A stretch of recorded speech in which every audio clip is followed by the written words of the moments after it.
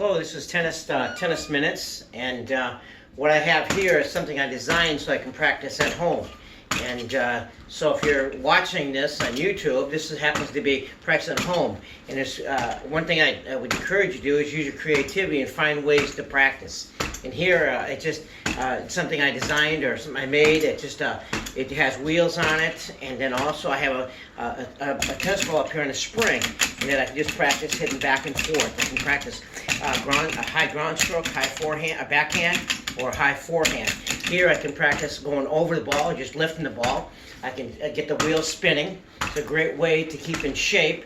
I like to use different types of rackets too as I practice, but here I'm just getting the wheel to spin, going over the ball, okay? And so you could say for topspin. And so I'm practicing going over the ball on this side, or I practice 2 wheels and I practice on this side, and I can practice finishing behind my back or finishing over my shoulder. And so I'm trying to get that wheel to spin. There's all kinds of things I can do when I practice. And since it's Tennis Minutes, I want to keep it short.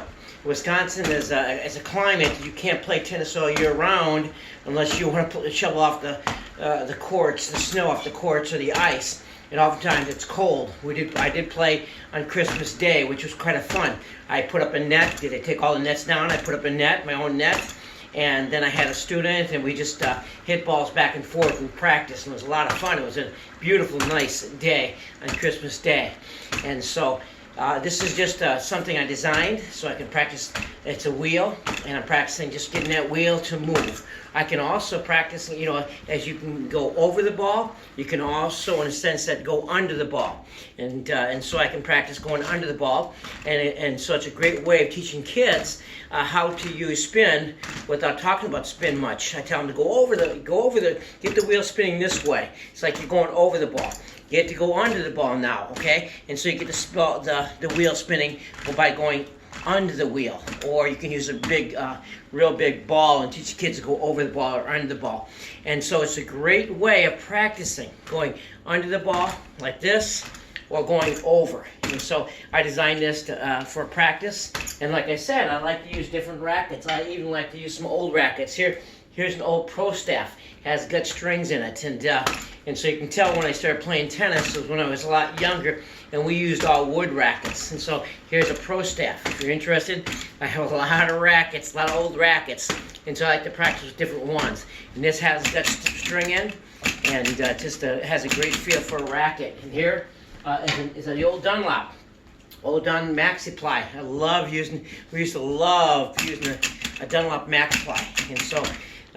And so it's a great way to practice. You can practice going over the ball, or you can practice going under the ball, okay? And there's other things that you can do with this wheel, okay? I can also practice just cutting the ball, okay? Or I can